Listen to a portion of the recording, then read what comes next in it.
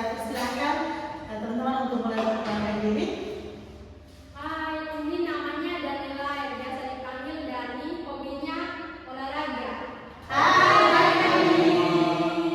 Hai, ini saya juga memperkenalkan namanya Ayu Nakloi, biasa dipanggil Ayu. Hobinya main volley.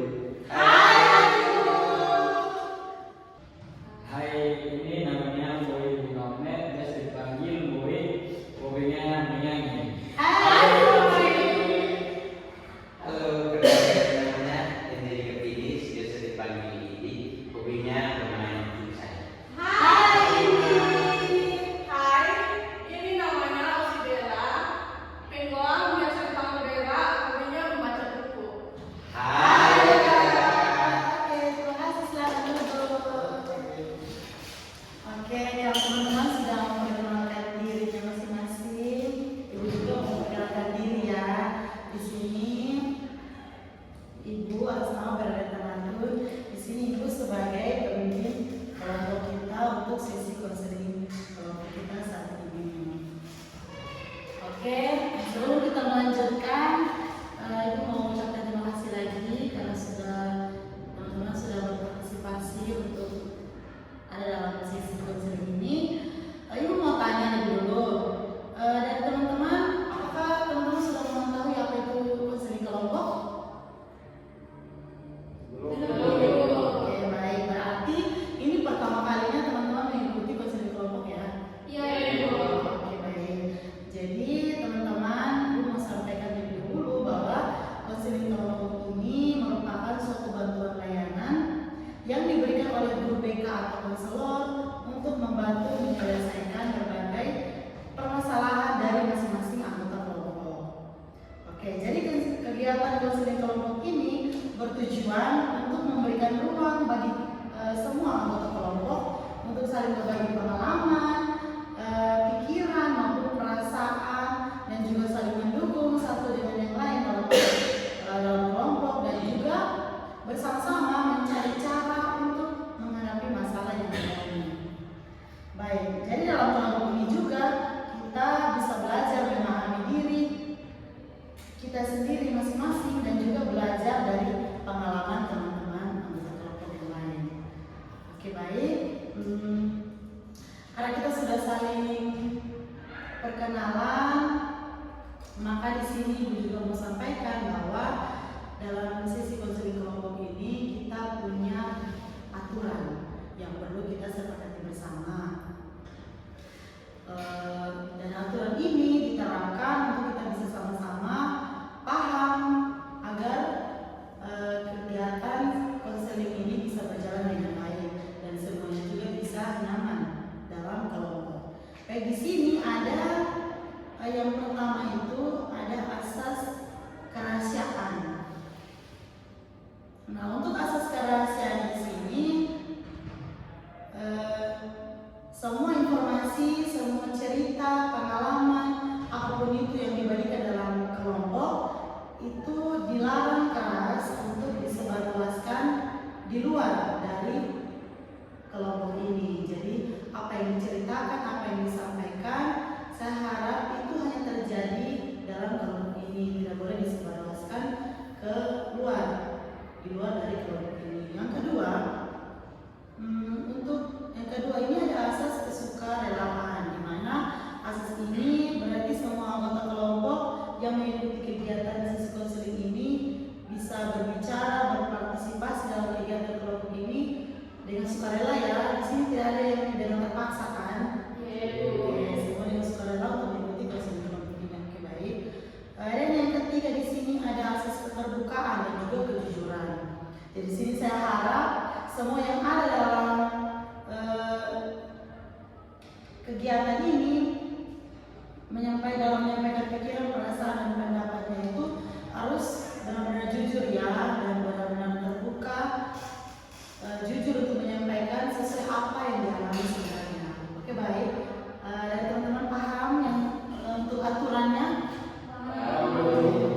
Baik, itu dari Ibu untuk beberapa aturan dalam kelompok ini yang dibuat agar kegiatan ini bisa berjalan baik dan kita juga bisa saling menghargai dalam kelompok.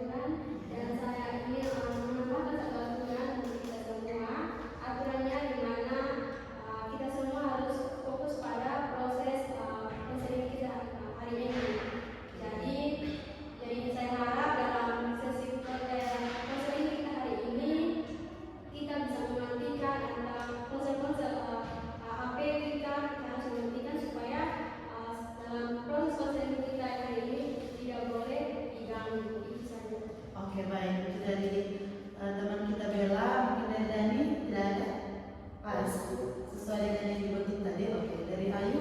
Kasih. Oke, mungkin dari teman kita Moi. Baik, saya sendiri sampaikan nama saya ini Mas. Oke, baik. Di sini saya mengatakan supaya kita tidak menghakimi atau mengejek satu sama lain. Jadi saya harap dalam diskusi ini kita tidak saling mengejek atau menyalahkan atau saling menghakimi. Dan di sini saya harap dalam kelompok ini kita saling memahami dan saling mendukung. Oke, baik. Dari Baik Ibu, dari saya juga setuju, tapi saya ingin menambahkan yaitu aturan tentang tidak menggunakan bahasa yang menyinggung.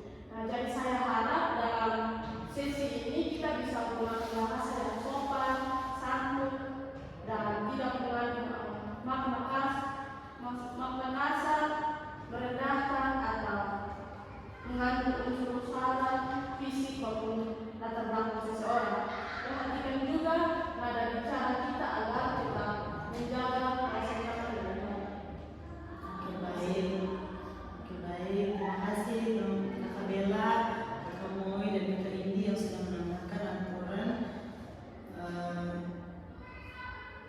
Dari teman-teman yang lain sepakat dengan yang mereka sampaikan?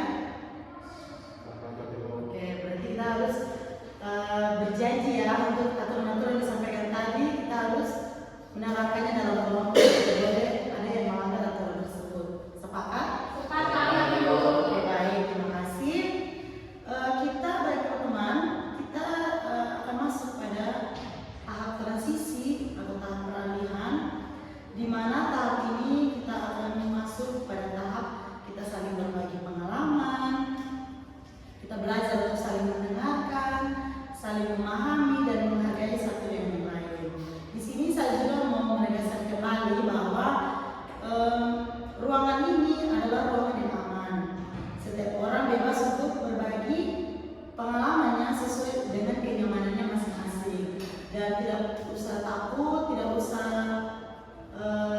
gugup atau ragu karena kita punya aturan yang sudah kita sepakati bersama, yaitu salah satu tadi ada asas kerahasiaan juga, yaitu apa yang kita sampaikan itu dijamin tidak akan disebarluaskan di luar dari kelompok ini. Jadi apapun yang dialami, apapun yang dirasakan oleh teman-teman, itu teman-teman boleh sampaikan secara terbuka. Karena kita punya aturan, jadi semuanya aman. Oke, baik teman-teman. Jadi silakan di sini saya kasih kesempatan kepada teman-teman jika ada yang ingin berbagi pengalamannya, berbagi pikirannya, perasaan yang sedang dirasakan, atau mungkin ada pengalaman-pengalaman yang cukup berkesan yang ingin dibagikan kepada kita semua. Saya persilahkan untuk teman-teman berbagi perasaannya. Jadi teman-teman, siapa yang mau lebih dulu untuk berbagi pengalamannya? Oke, Dari saya silakan. cukup nyaman berada dalam kelompok ini. Mungkin saya masih membutuhkan waktu untuk lebih terbuka. Namun saya cukup nyaman karena suasananya tidak menghakimi. Oke, baik, terima kasih. Sudah nyaman ya dalam kelompok ini. Oke, baik, dari Kakak Moi silakan, mungkin ada perasaan yang ingin diberikan. Oke, baik, terima kasih. Kalau dari saya senang sekali berjumpa dengan teman-teman di sini. Awalnya saya merasa tegang dan siap. Sekarang saya sudah mulai santai dan ternyata lebih nyaman berada di tempat ini. Oke, jadi sudah nyaman ya. Oke, dari Kakak Ayu silakan.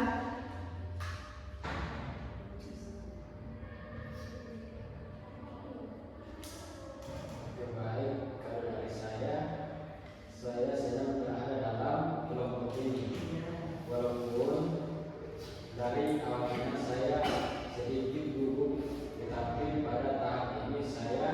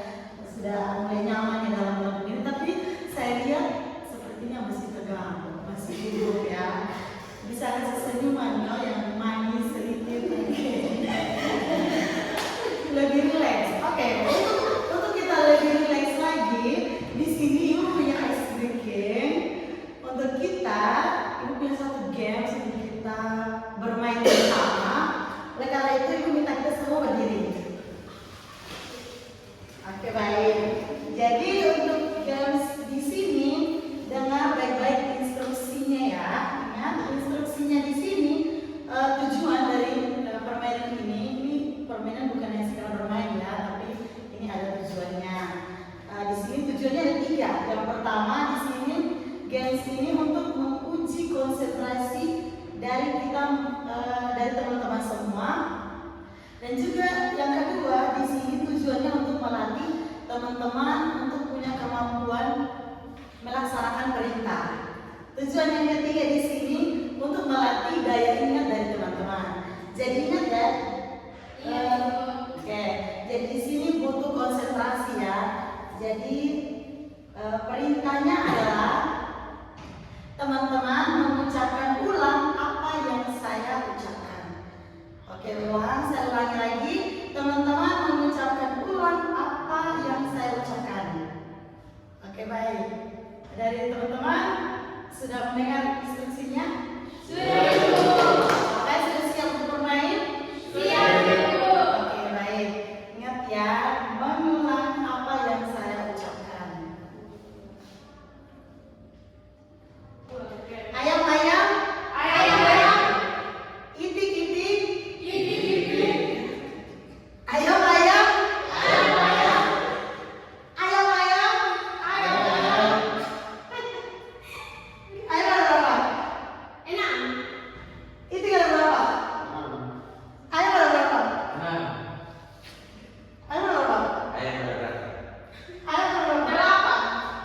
ayam ada berapa? Yeay, benar. Jadi yang benar Kakak Bella dan Kakak Moi. Berarti konsentrasi yang baik Kakak Bella dan Kakak Moi ya. Kalau instruksinya mengulang apa yang saya ucapkan. Oke, baik, terima kasih teman-teman. Silakan duduk.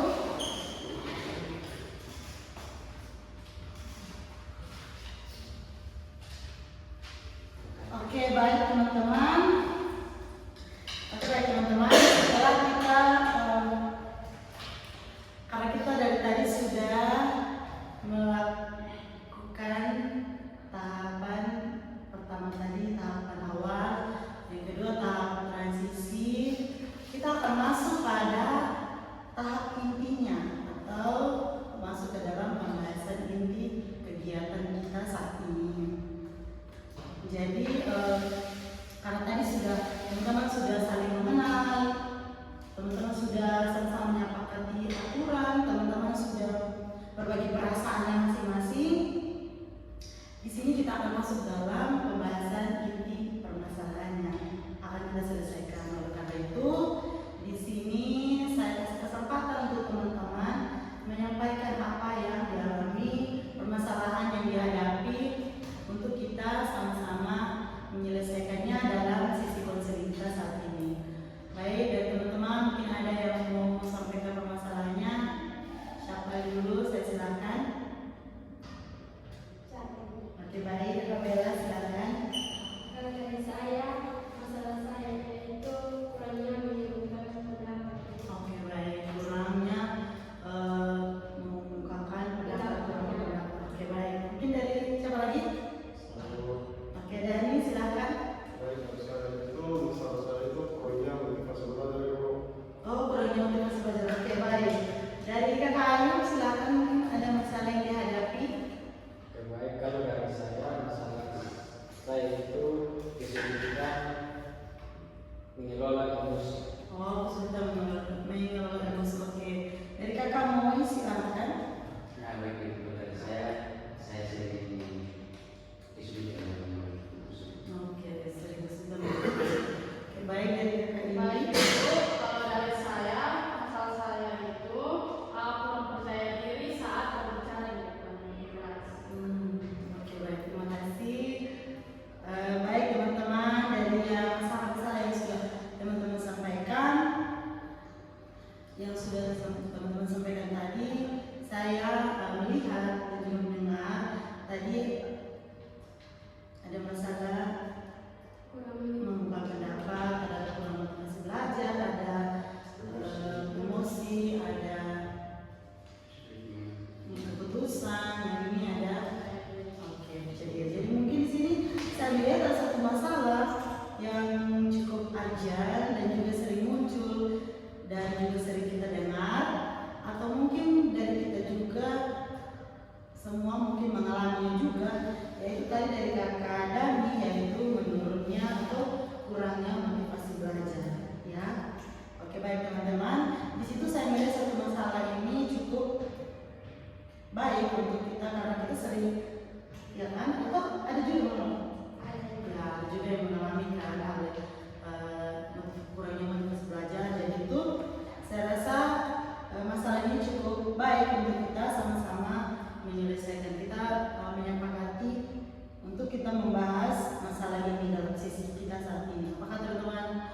Setuju untuk kita membahas masalah ini? Setuju. Oke, baik. Jadi karena kita sudah menyepakati masalah yaitu menurutnya motivasi belajar. Jadi teman-teman di sini kita tahu bahwa dalam kegiatan ini kita bukan untuk mencari siapa yang benar ataupun siapa yang salah ya, tetapi kita mencoba untuk memahami apa yang membuat sehingga motivasi belajar itu menurun, dan kita bisa mencari cara apa yang bisa kita pakai untuk menyelesaikan masalah ini. Oke, baik. Dari untuk masalah kurangnya motivasi belajar di sini kan pasti semua mengalami kan kurangnya motivasi belajar kan.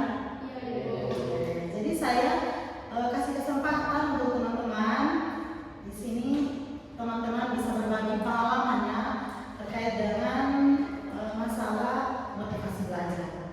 Mungkin dari Kakak Bella lebih dulu, coba Kakak Bella bisa ceritakan kapan biasanya Kakak Bella merasa kurang semangat belajar? Biasanya saya kurang semangat kalau tugas terlalu banyak, sehingga saya tidak tahu harus mulai dari mana. Oh, oke, baik. Jadi kira-kira dari situ apa yang biasanya Bella lakukan ketika motivasi belajar itu menurun? Yang biasa saya lakukan saat saya belajar saya menurun itu, saya biasa menunda kerja sehingga akhirnya tidak bisa belajar. Oh, oke, baik. Nah, kira-kira dari yang kamu lakukan itu kira-kira penyebabnya apa? Penyebabnya itu saya merasa belum punya tujuan untuk saya belum punya tujuan yang jelas untuk mulai belajar. Oke, baik. Baik, itu dari Kakak Bella yang sudah berbagi pengalaman terkait motivasi menurunnya motivasi belajar. Mungkin dari Kakak Dani silakan. Coba kamu ceritakan apa yang biasanya kamu rasa ketika kurang semangat belajar. Biasanya saya kurang semangat ketika bersama sekolah dan saya mendapat capek dari malas belajar. Oh, oke, baik. Nah, dari situ yang biasa kamu lakukan ketika motivasi belajar menurun itu apa? Biasanya saya lakukan saat motivasi saya menurun itu saya akan mencari teman untuk bisa belajar bersama. Belajar bersama, oke, baik. Dan kira-kira itu penyebabnya apa? Motivasi belajar menurun. Penyebabnya itu sering menunggu mood untuk belajar dan sulit mengatur waktu. Oh, oke, baik. Baik, itu dari Kakak Dani. Terima kasih sudah berbagi pengalamannya terkait motivasi belajar. Dari Kakak Ayu, silakan. Baik, kalau dari saya, biasanya saya kurang semangat belajar karena sering kehilangan semangat saat belajar sendiri di rumah. Oke, baik. Kira-kira itu yang biasanya kamu lakukan saat motivasi belajar menurun itu apa? Yang biasanya saya lakukan saat motivasi belajar menurun itu saya lebih sering main HP atau nonton video. Oke. Nah, hal tersebut kira-kira itu menurut Ayu penyebabnya apa? Menurut saya yang menjadi penyebab yaitu saya terlalu sering terdistraksi oleh HP. Oke, baik. Terima kasih Kakak Ayu telah berbagi pengalamannya terkait motivasi belajar. Silakan, siapa lagi? Oke, silakan Kakak Moi. Apa yang biasa ya kamu rasa ketika kurang? Biasanya saya kurang semangat belajar ketika saya Oh, nilai menurun. Oke. Yang kamu lakukan apa ketika nilai menurun? biasa saya lakukan saat pas belajar menurun itu saya tetap membuka buku tapi tidak fokus untuk belajar. Oh, oke, baik. Silakan. Yang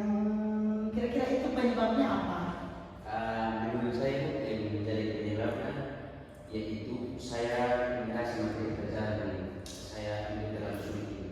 Saya pikir ini seperti terlalu sulit buat saya. Oke, baik. Dari kakak ini silakan bagi pengalamannya. Biasanya saya kurang semangat belajar kalau pelajarannya sulit. Nah, saya jadi suka menyerah. Dan kamu lakukan apa? Yang biasa saya lakukan saat proses belajar menurut itu, saya tidur atau melakukan hal lain supaya tidak memikirkan tugas. Oke. Kira-kira yang menjadi penyebabnya apa? Menurut saya yang menjadi penyebabnya itu saya kurang percaya diri karena merasa kemampuan saya kurang. Oke, baik. Terima kasih untuk teman-teman yang sudah berbagi pengalamannya terkait dengan kurangnya motivasi belajar. Terima kasih sudah berbagi dan kita melihat bahwa penyebab kurangnya motivasi belajar itu berbeda ya, masing-masing dengan pengalamannya ya. Ada yang kelelahan, ada yang sulit fokus, ada yang tadi belum punya tujuan yang jelas, dan ada yang terdistraksi juga. Oke, baik. Karena teman-teman sudah berbagi pengalamannya, sekarang kita akan mencoba melihat bagaimana seseorang menghadapi kondisi tersebut. Karena teknik yang kita gunakan adalah alat teknik modeling, kita akan melihat di sini ada video, di mana video ini menggambarkan bagaimana seseorang menghadapi kondisi tersebut, yaitu kurangnya motivasi belajar atau menurunnya motivasi belajar, dan langkah apa yang bisa dipelajari untuk meningkatkan kembali motivasi belajar tersebut. Silakan perhatikan video yang akan ditampilkan, lalu kita akan berdiskusi bersama apa yang akan kita terapkan dari video tersebut. Ada seorang siswi bernama Bella. Bella bukan siswa yang pintar, tetapi ia juga punya mimpi seperti teman-temannya, ingin mendapatkan nilai yang bagus dan merasa bangga dengan hasil usahanya sendiri. Tapi setiap kali ingin mulai belajar, selalu saja ada alasan untuk menundanya. Awalnya Bella berpikir masih ada banyak waktu untuk belajar. Namun hari demi hari berlalu, tetapi belajar Bella selalu ditunda. Waktunya habis untuk hal lain, fokusnya mudah terpecah, malah HP selalu menjadi hal yang lebih menarik untuk dilakukan. Bella lebih banyak bermain HP, dari yang 5 menit menjadi 30 menit, kemudian 1 jam, dan tanpa sadar malam sudah datang dan tugas belum selesai. Rencana untuk belajar tinggallah rencana. Sampai suatu saat Bella sadar ternyata perubahan tidak akan datang kalau kebiasaannya tetap sama. Bella mulai sadar akan perilakunya dan mulai membuat waktu, membuat jadwal belajar sehingga ia bisa konsisten untuk belajar setiap hari. Saat belajar pun HP selalu dijauhkan dari pandangannya, dari hadapannya agar ia tetap fokus untuk belajar. Sehingga setelah itu melihat teman-teman yang mendapat nilai bagus, Bella tidak lagi merasa minder, justru menjadikannya sebagai motivasi untuk berkembang. Sedikit demi sedikit Bella mulai terasa lebih ringan. Bella jadi lebih paham tentang pelajaran, lebih rajin belajar, lebih termotivasi untuk belajar, lebih percaya diri dan semangatnya kembali tumbuh. Hingga akhirnya saat nilai dibagikan Bella tersenyum, melihat nilainya yang jauh lebih baik dari sebelumnya. Dan ia menyadari karena hasil yang baik bukan datang dari keberuntungan, tetapi dari kebiasaan kecil yang dilakukan dengan konsisten.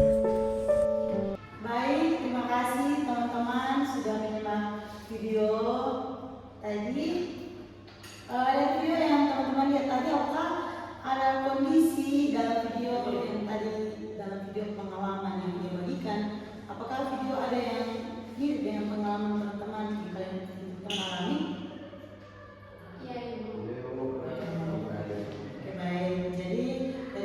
itu ada beberapa yang mirip ya. Oke, sekarang Ibu ingin mendengar pendapat dari teman-teman. Ingat ya bahwa apa yang teman-teman sampaikan, jawaban yang teman-teman berikan itu tidak ada yang salah, tidak ada yang benar ya. Tidak ada jawaban salah benar. Oleh karena itu, silakan teman-teman coba pikirkan bagaimana atau bagian mana dari video yang tadi ditampilkan yang paling menarik perhatian teman-teman. Baik, dari siapa mungkin ada yang ingin sampaikan? Oke baik. Oke, baik dari Moi. Baik, saya akan dari saya negatif. Ya, dari nonton bisa di. Ya. Kalau dari saya yang saya tertarik itu ketika anak memberikan penghargaan atau penilaian pada diri sendiri. Oh, oke, baik.